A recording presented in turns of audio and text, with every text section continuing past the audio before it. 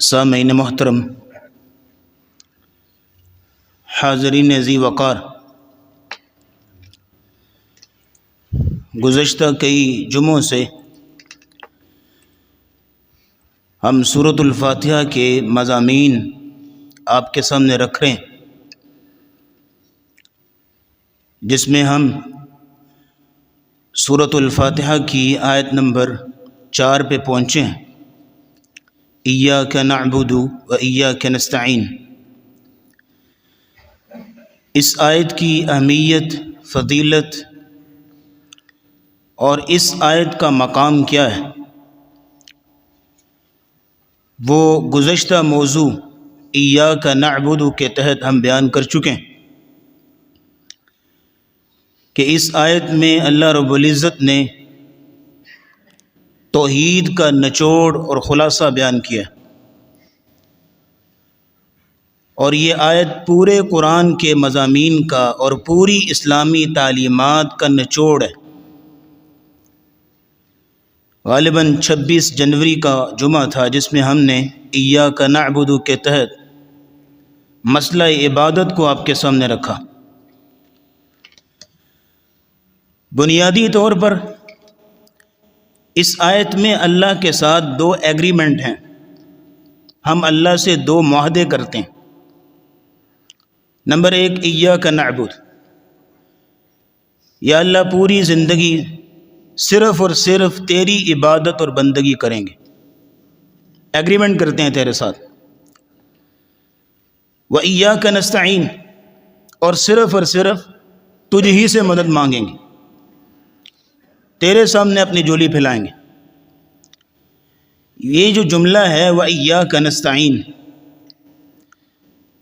اس میں انسان کی بے بسی، کمزوری، لاچاری اور فقیری کا اظہار ہے، اور اللہ کی قدرت کاملہ کا اظہار ہے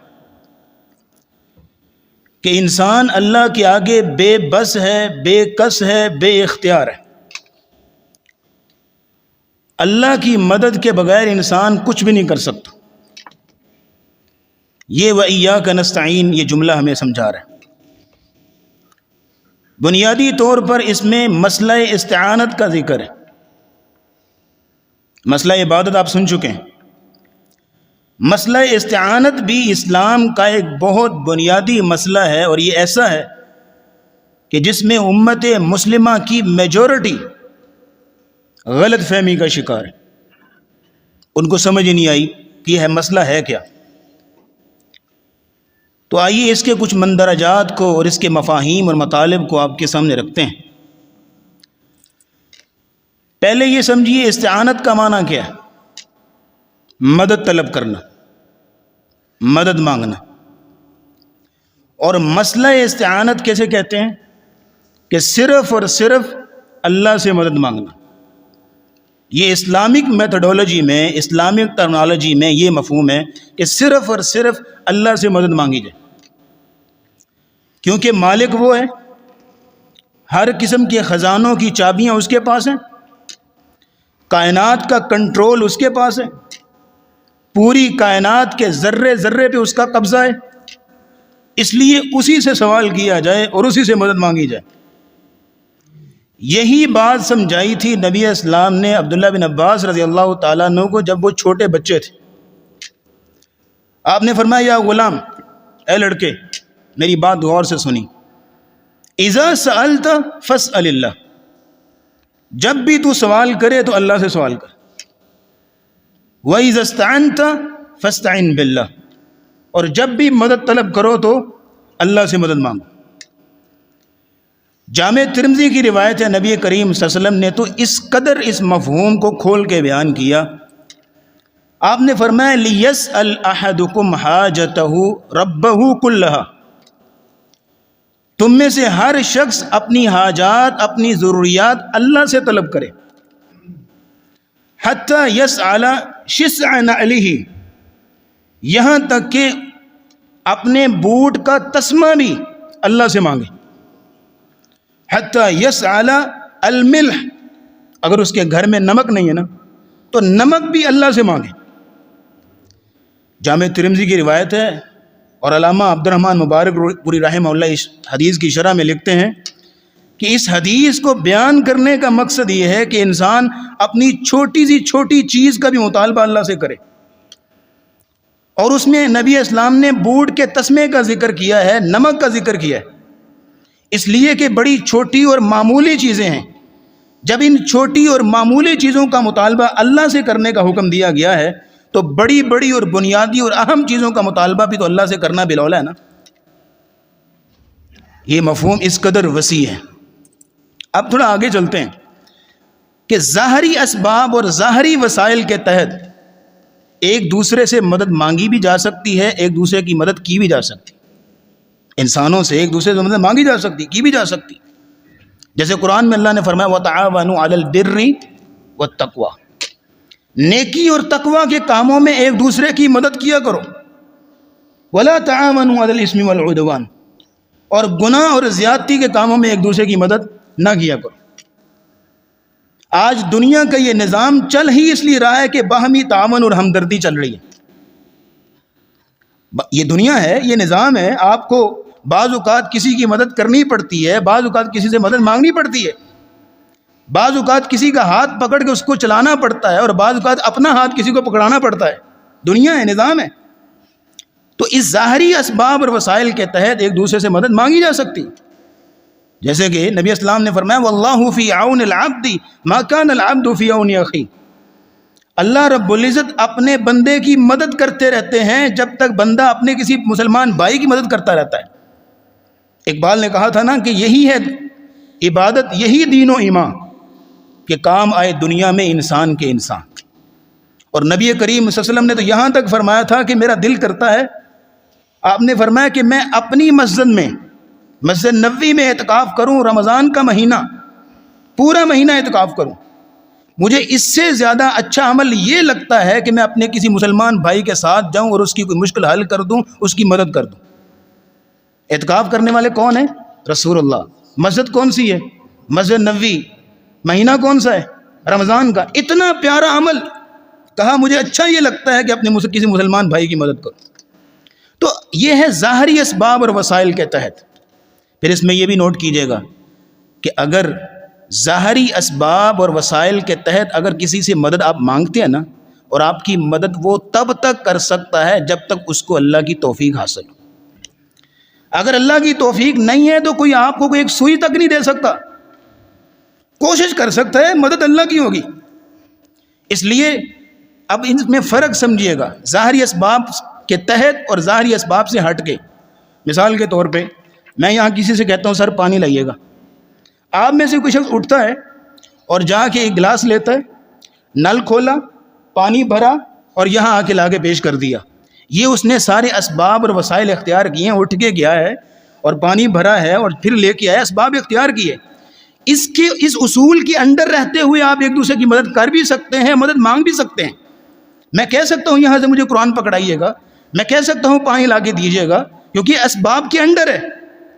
لیکن اگر میں یہ عقیدہ رکھوں، بات سمجھیے گا، قریب آگے بات، اگر میں یہ عقیدہ رکھوں کہ آپ میں سے کسی شخص کے پاس اتنی طاقت اور شکتی موجود ہے کہ وہ یہاں بیٹھے بیٹھے حکم کرے، یہاں بیٹھے بیٹھے گلاس پانی کا لا کے حاضر کر سکتا ہے، تو یہ شرک ہوگا۔ یہ اختیار کس کے پاس ہے؟ صرف اللہ کے پاس، انسانوں کے پاس نہیں۔ انسانوں کے پاس اتنا اختیار ہے کہ اسباب کے تحت رہتے وہ آپ کی مدد کریں۔ مثال کے طور پہ اس کی ایک اور مثال لے لیجیے، آپ ڈاکٹر کے پاس گئے، آپ ڈاکٹر سے میڈیسن لے سکتے ہیں، شفا کون دیتا ہے؟ ڈاکٹر میڈیسن دے سکتا ہے۔ اگر آپ نے کسی انسان سے شفا طلب کی، شفا مانگی، آپ نے شرک کیا۔ شفا صرف اللہ دیتا ہے۔ اسی طرح آپ کسی کی فائنینشیل سپورٹ کر سکتے ہیں، مالی مدد کر سکتے ہیں، لیکن روزی دینے والا کون ہے؟ امیر غریب کرنے والا کون ہے؟ رازق کون ہے؟ اللہ۔ اگر آپ کسی اور سے رزق مانگیں گے، جیسے بعض لوگ کہہ رہے ہوتے ہیں بڑی معذرت کے ساتھ، تیرا کھاواں میں تیرے گیت گاواں یا فلاں فلاں، تجھ سے بڑا بے وفا کون ہے؟ کھاتا اللہ کا ہے، پہنتا اللہ کا ہے، پیتا اللہ کا ہے، اور نغمے اور گیت کسی اور کے، نسبت کسی اور کی طرف، اس سے بڑی بے وفائی کیا ہوگی؟ رزق دینے والا صرف اللہ ہے۔ پھر اسی طرح اگر کوئی شخص بے اولاد ہے تو وہ علاج کروا سکتا ہے ڈاکٹر سے، دم کروا سکتا ہے، لیکن اولاد کون دے گا؟ صرف اللہ۔ اولاد کوئی اور نہیں دے سکتا۔ سر آپ یہاں پہ جو چہرے مجھے نظر آ رہے ہیں انتہائی سنجیدہ اور مہذب لوگ بیٹھے ہیں، آپ کا تو عقیدہ ہی بڑا خوبصورت ہے، مگر نہ ایسے ایسے لوگوں کو رٹے کروائے جاتے ہیں، وظیفے رٹائے جاتے ہیں کہ ایک مرغ لیں گے، بغل میں دبائیں گے اور کسی کے پاس جائیں گے اور جا کے مرغ پیش کریں گے اور پتہ کیا جملہ بولیں گے؟ لے لو ککڑ دے دو پتر۔ یہ عقیدہ ہے۔ اس طرح کا عقیدہ لے کے آپ جنت جانا چاہتے ہیں؟ اس طرح کے عقیدے سے جنت ملے گی؟ اولاد دینے والی ذات صرف اور صرف اللہ کی۔ لیکن ہم نے کانسیپٹ کلیئر کر دیا کہ اسباب کے اندر رہتے ہوئے ایک دوسرے کی مدد کی جا سکتی ہے، مدد مانگی جا سکتی ہے، لیکن اسباب کے ہٹ کے اگر کوئی مدد کرنے پہ قادر ہے تو صرف اور صرف اللہ ہے۔ اللہ کو اسباب کی ضرورت نہیں ہے۔ اللہ نے بغیر اسباب کے حضرت مریم کو بیٹا دیا ہوا ہے۔ حضرت زکریا ان کی بیوی بانجھ تھی، ہاں اسباب تو کوئی نہیں نا، لیکن اللہ نے صاحب اولاد کر دیا۔ اللہ اسباب کا محتاج نہیں ہے، میں اور آپ اسباب کے محتاج ہیں۔ اسباب سے ہٹ کے ماورا ہو کے اگر کوئی مدد کرتا ہے تو صرف اللہ کی ذات کرتی ہے۔ بعض لوگ کچھ ایسا عقیدہ لیے بیٹھے ہوتے ہیں بڑی معذرت کے ساتھ کہ وہ اپنی گاڑی کے پیچھے ایک سرخ رنگ کی ٹاکی یا کپڑا باندھیں گے، اور اس عقیدے کے تحت ان کا ذہن یہ ہوگا کہ اس کپڑے کے ذریعے سے ہمارے حادثات دور ہو جائیں گے، نظر بد سے ہمیں شفا ملے گی، اور اس کپڑے کے ذریعے سے ہماری مدد ہوگی۔ یہ عقیدہ ہے۔ اور کسی نے اپنے گھر میں کسی نیک بندے کی فوٹو لٹکائی ہوگی اس نیت سے کہ اس تصویر کی برکت سے ہمارے گھر میں برکتیں اتریں گی، ہماری بلائیں ٹلیں گی۔ اور اگر یہیں تک بس نہیں حضرت، کسی نے اپنی کلائی پہ سرخ رنگ کا دھاگا باندھا ہوگا اور سارا اس کا دین ایمان اسی دھاگے کے اندر ہوتا ہے۔ اس کا عقیدہ ہوتا ہے کہ یہی دھاگا ہے جو میری خوش قسمتی کی دلیل ہے، اور یہی دھاگا ہے جس کی وجہ سے میں لکی ہوں۔ سارا دین ایمان اس کا اس دھاگے کے اندر ہوتا ہے۔ یہاں رک کے دو باتیں سمجھیے گا۔ نمبر ایک، اگر اللہ کے علاوہ کوئی اور اولاد دے سکتا ہوتا، کوئی اور قسمت بدل سکتا ہوتا، کوئی اور تقدیر بدل سکتا ہوتا، کوئی اور اولاد دے سکتا ہوتا، تو اللہ کی قسم ہے یہ مقام سب سے پہلے انبیاء کو ملتا، یہ سب سے پہلے رسولوں کو ملتا، بلکہ سید کائنات رسول اللہ صلی اللہ علیہ وسلم کو ملتا، بلکہ آپ کو بھی کلین چٹ دے دی گئی، قل انی لا املک لنفسی نفعا ولا ضرا۔ نبی آپ ان کو کہہ دیجئے کہ میں محمد صلی اللہ علیہ وسلم اپنی ذات کے لیے بھی کسی نفع نقصان کا مالک، بلکہ اللہ نے تو واضح انداز میں کہہ دیا وَإِن يَمْسَسْكَ اللَّهُ بِضُرٍّ فَلَا كَاشِفَ لَهُ إِلَّا هُوَ۔ اے نبی اگر آپ کو بھی کوئی تکلیف پہنچے تو سوائے اللہ کے اس کو دور کر سکتا؟ اگر یہ مقام کسی کو ملنا ہوتا تو انبیاء کو ملتا۔ دائیں بائیں کہ وہ اہمی لوگوں کو یہ عہدے تقسیم کیے ہوئے ہیں، فلاں اولاد بھی دیتا ہے، فلاں بارش بھی دیتا ہے، یہ بڑے مفت عہدے بانٹے ہوئے، یہ عہدے صرف اور صرف یہ ذمہ داریاں اللہ کی۔ ایک بات تو یہ ہے۔ دوسری بات ذہن نوٹ کیجئے گا کہ جو کوئی شخص خود محتاج ہو نا، وہ کسی کی مدد کر سکتا؟ جس کو خود اولاد کی ضرورت ہے، جس کو خود شفا کی ضرورت ہے، جو خود بیمار بھی ہوتا ہے، جس کو خود رزق کی ضرورت ہے، کھانے پینے کی ضرورت ہے، وہ کسی کی مدد کیا کرے گا؟ وہ تو پہلے اپنے لیے کرے گا نا۔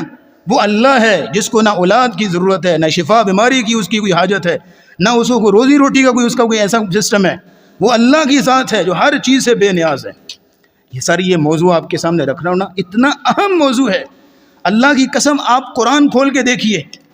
جب میں اس موضوع کا مطالعہ کرنے لگا تو اللہ کی قسم قرآن کھولا سب سے پہلے تو اس قدر خوشی نصیب ہوئی کہ یہ وہ موضوع ہے کہ جو 1,24,000 پیغمبروں نے اپنی قوم کو سمجھایا تھا۔ یہی وہ موضوع ہے مسئلہ استعانت، یہی وہ موضوع ہے کہ جو حضرت نوح علیہ السلام نے اپنی قوم کو 950 سال تک بیان کیا۔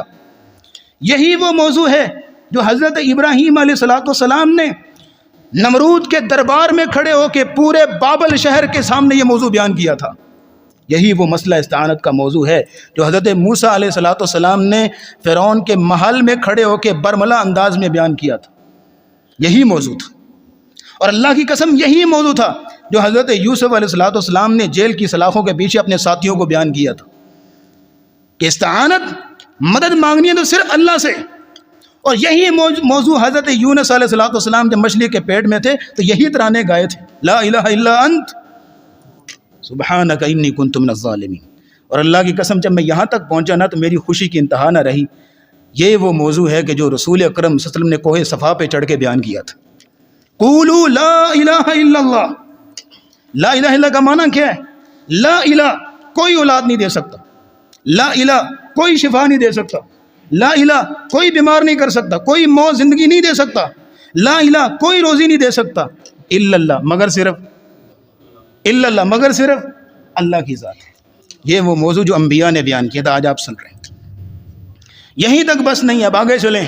اس موضوع کو اللہ رب العزت نے ایک آیت کے اندر بیان کیا سورہ فاطر میں. فرمایا یا ایھا الناس انتم الفقراء الی اللہ. اے لوگو تم سارے فقیر ہو کس کے؟ اس حمام میں سارے ننگے ہیں، سارے فقیر ہیں. امیر ہے، غریب ہے، گورا ہے، کالا ہے، نبی ہے، ولی ہے، سارے کے سارے فقیر ہیں. کس کی طرف؟ اللہ کی طرف. اور یہاں پھر ایک اور بات مزے کی آپ سے پوچھتا جاؤں، پیار سے اور محبت سے جواب دیجیے گا. فقیر فقیر سے مدد مانگتا ہے؟ بولیے گا ذرا. جب باہر کھڑے ہوتے ہیں اشارے پہ مانگنے کے لیے، وہ ایک دوسرے سے مدد مانگتے ہیں؟ جب ہم سب فقیر ہیں تو فقیر فقیر سے مدد مانگے؟ جس کو خود اولاد کی ضرورت ہے وہ اس سے مدد مانگ رہے، جس کو خود اولاد کی ضرورت ہے، جو خود شفا کا محتاج ہے اس سے جا کے شفا مانگے. انتم الفقراء الی اللہ، تم سارے فقیر ہو. غنی کون ہے؟ واللہ هو الغنی الحمید. اللہ اکیلا غنی ہے، باقی سب فقیر. اور اس ایک آیت کو سمجھانے کے لیے صحیح مسلم میں 10 جملے اللہ نے بیان کیے. حدیث قدسی اس لیے کہا اللہ نے بیان کی 10 جملے. اور مزے کی بات 10 کے 10 جملے ہی یا عبادی سے شروع ہوتے ہیں. اے میرے بندو، اے میرے بندو. اس آیت کو سمجھانے کے لیے میں یہ نہیں کہتا کہ 10 جملے بیان کروں گا، وقت کم ہے دیگر پوائنٹ کلیئر کرنے، لیکن جو بنیادی باتیں اس میں سے وہ ذکر کروں گا. اس میں اللہ نے فرمایا یا عبادی، اے میرے بندو، کلکم ضال الا من ہدیتہ، تم سب گمراہ ہو سوائے اس کے کہ جس کو میں ہدایت دوں. فاستہدونی اہدکم، پس سارے مجھ سے ہدایت مانگا کرو میں تمہیں ہدایت دوں گا. دوسرا جملہ سنیے گا، یا عبادی کلکم جائع الا من اطعمتہ، اے میرے بندو تم سارے بھوکے ہو، کسی کے پاس کھانے کو کچھ نہیں ہے، الا من اطعمتہ، مگر جس کو میں کھانے کو دوں. فاستطعمونی اطعمکم، مجھ سے کھانے کو مانگا کرو میں تمہیں دیا کروں گا. تیسرا جملہ، یا عبادی کلکم عار الا من کسوتہ، اے میرے بندو تم سارے برہنہ اور بے لباس ہو، کسی کے پاس کوئی لباس نہیں ہے، الا من کسوتہ، جس کو میں لباس دوں اس کے پاس لباس ہے. بات سمجھ آ رہی کہ نہیں؟ انتم الفقراء الی اللہ، تم سارے فقیر ہو. کیسے مفہوم کو واضح کیا جا رہا ہے؟ تم سارے بے لباس ہو، کسی کے پاس لباس نہیں ہے، الا من کسوتہ، مگر وہ جس کو میں لباس دوں. فاستکسونی اکسکم، مجھ سے لباس مانگا کرو میں تمہیں لباس دیا کروں گا. اور چوتھا جملہ نوٹ کیا، یا عبادی انکم تخطئون باللیل والنہار، تم سارے دن رات گناہ کرتے ہو. وانا اغفر الذنوب جميعا، میں گناہوں کو معاف کرنے والا ہوں.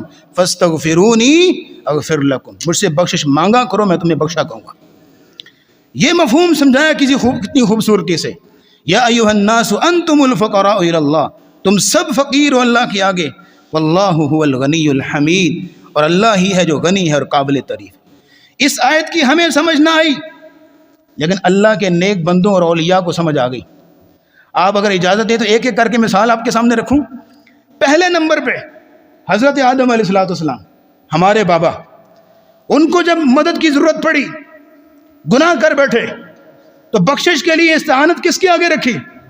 ربنا ظلمنا انفسنا وان لم تغفر لنا وترحمنا لنکونن من الخاسرین. بخشش مانگی تو صرف اللہ سے، کسی اور سے نہیں مانگی.